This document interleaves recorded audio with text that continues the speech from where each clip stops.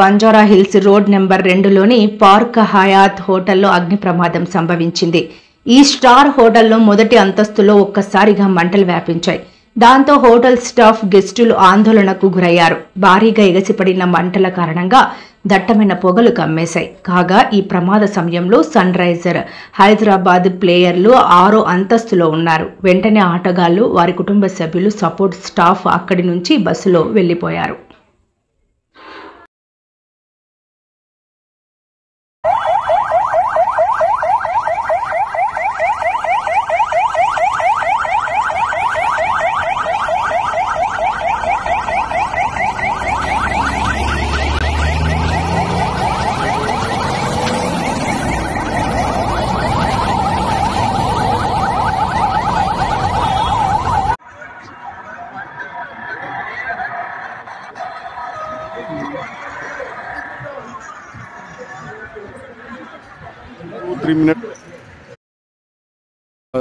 చెమట ద్వారా చెడు పార్టికల్స్ అన్నీ బాత్ చేసినప్పుడు వెళ్ళిపోతాయి అనే దాని కొరకు అది పెట్టింది అన్నట్టు.